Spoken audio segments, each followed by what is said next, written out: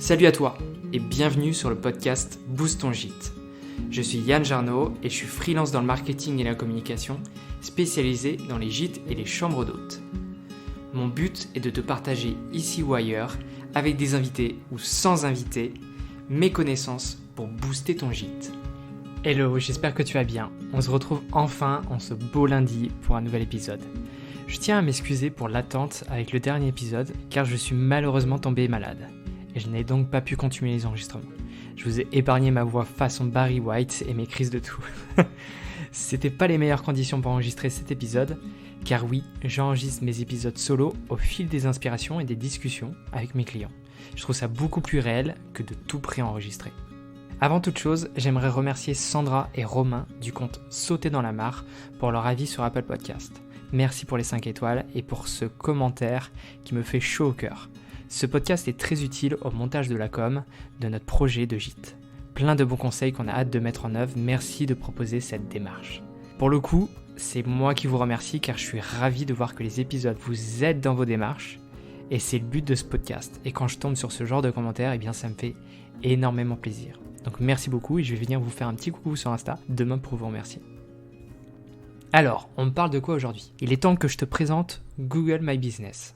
Si tu ne l'as pas encore pour ton hébergement, c'est une première solution pour développer tes réservations directes. Donc hyper important. Dans cet épisode, je vais te montrer à quel point c'est utile et je vais aussi te donner 6 conseils pour améliorer ta page si tu en as déjà une. Voyons déjà ce que c'est. Google My Business est un service développé par Google pour mettre en avant et référencer les entreprises localement sur Google. Alors pourquoi le mot localement c'est important ? Car il faut une adresse physique pour que ça marche. Ça s'adresse aux boulangeries, aux coiffeurs, mais surtout ce qui nous intéresse ici, ça marche aussi pour les gîtes et les chambres d'hôtes.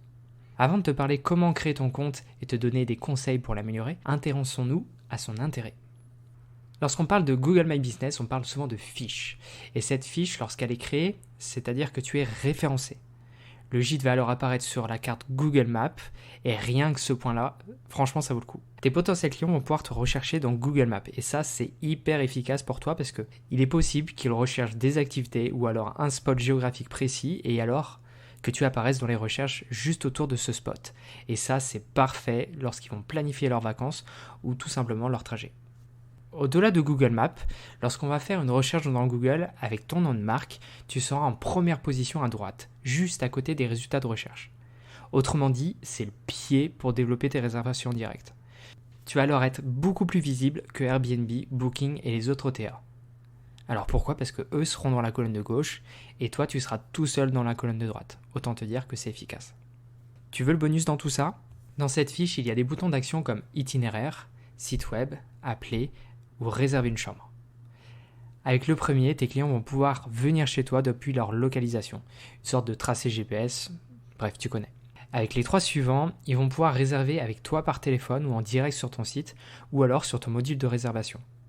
Et chose importante, même sans site web, tu peux mettre en place Google My Business. Tu auras toujours les autres boutons disponibles et notamment téléphoner. Donc si ce n'est pas déjà fait, va la créer maintenant. Je te propose qu'on voit maintenant ce qu'il faut pour la créer. En réalité, c'est très rapide. Tu as besoin d'une adresse Gmail car c'est géré par Google. Tu te rends ensuite sur Google My Business, tu remplis les différents champs qu'on va te demander comme le nom de ta page, ton adresse, la catégorie de ton établissement. Tu as le choix entre gîte, chambre d'hôte, maison d'hôte, bref. Essaie de taper dans le champ, il va te proposer des suggestions. Mais voilà, ces 3-là sont possibles. Tu peux avoir plusieurs catégories, mais choisis-en une principale et vois les autres comme quelque chose qui va compléter la première. C'est très important de voir ça parce qu'il ne faut pas que tu t'éparpilles. Donc choisis une catégorie principale et plusieurs catégories secondaires. Ensuite, tu vas devoir valider ta page, soit par SMS, soit par une lettre que tu recevras par la poste à l'adresse que tu as renseignée et elle contiendra un code à ajouter sur ton compte pour valider la page. Avant de te lancer dans la création, j'aimerais te partager quelques conseils. La fiche Google My Business fonctionne un peu comme le référencement naturel. Tu peux écouter l'épisode 12 si jamais tu veux t'y intéresser. Et pour améliorer la visibilité de ta page, il va donc falloir penser utilisateur et comprendre ce qui pourrait les amener à tomber sur ta page. Donc le premier conseil, c'est de penser au titre et intégrer les mots-clés gîte et chambre d'hôte à l'intérieur en plus du nom de ta marque.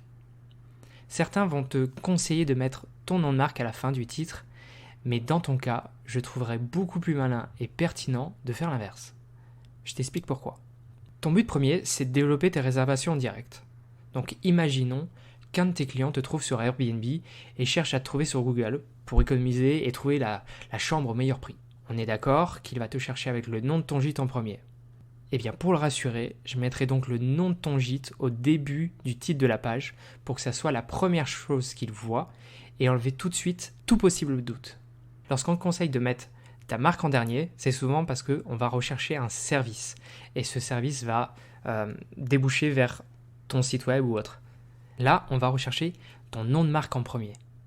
Et si jamais ça te fait stresser de faire dans ce sens-là et que tu juges que les résultats ne sont pas assez efficaces, eh bien rien ne t'empêche de modifier le titre de ta page après. Donc déstresse un coup, essaye cette stratégie et puis plus tard, si tu veux essayer l'autre, eh bien tu peux. Deuxième conseil, c'est d'ajouter un maximum de photos dans ta fiche. Utilise-le avec autant d'attention que si c'était un OTA, mais des photos des chambres, des lieux, des environs, même des activités à faire autour.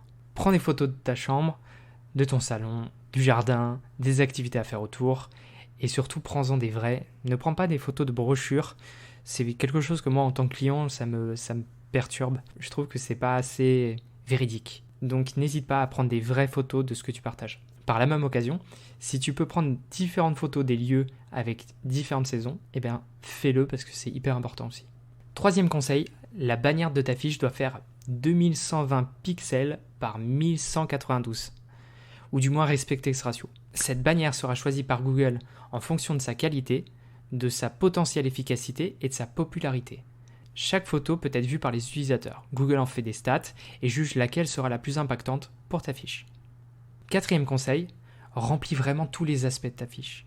Ne laisse rien de côté et n'hésite pas à utiliser l'onglet Post qui permet de partager des nouvelles ou des nouveautés sur ton établissement. C'est un excellent moyen de référencer tes nouveaux articles. Comme tu t'en doutes, utiliser un outil Google pour être mieux référencé sur Google, ça fait sens, non ? Cinquième conseil, les avis. N'hésite pas à demander à tes clients d'en déposer et de répondre à leurs commentaires. Une fiche réactive est, comme tu t'en doutes, mise en avant et ça apportera également de la confiance à tes futurs clients. Lorsqu'ils vont lire les avis de tes précédents locataires, ça va peut-être leur enlever certains doutes ou même leur donner encore plus envie de venir. Sixième et dernier conseil, consulte les statistiques générées par Google My Business. Tu vas pouvoir en apprendre plus sur tes clients, sur comment ils te trouvent et comment ils interagissent avec ta fiche. Tu pourras alors l'améliorer. Alors l'outil statistique est simple de prise en main, donc vas-y les yeux fermés, tu comprendras tout, j'en suis sûr. Oh, j'oubliais, le plus important, c'est gratuit. Alors ne laisse pas les boîtes te vendre son installation ou le faire à ta place. C'est la page de ton entreprise. Tu peux éventuellement demander des conseils ou payer pour que quelqu'un t'apporte son aide, mais garde en tête que c'est ta fiche et qu'elle doit être connectée à ton adresse email. C'est important pour que tu puisses bien garder la main sur tout son contenu et sur ses futurs changements. Avec mes conseils, tu devrais pouvoir créer et mettre à jour ta page Google My Business pour la rendre plus efficace. N'oublie pas que si tu as la moindre question, tu peux me demander sur l'Instagram du podcast ou alors sur le mien, Yann Jarno, et je t'apporterai mon regard avec grand plaisir. J'espère que cet épisode t'a plu. Si tu es sur un iPhone ou un Mac, tu peux toi aussi me laisser un commentaire sur Apple Podcast et 5 étoiles. Et d'ailleurs, tu peux aussi me mettre 5 étoiles sur Spotify depuis plusieurs mois. Ça aidera le podcast à être plus visible et je t'en serai très reconnaissant. Allez, on se retrouve lundi prochain pour un nouvel épisode avec un ou une invitée. Donc à très vite pour continuer à booster ton gîte.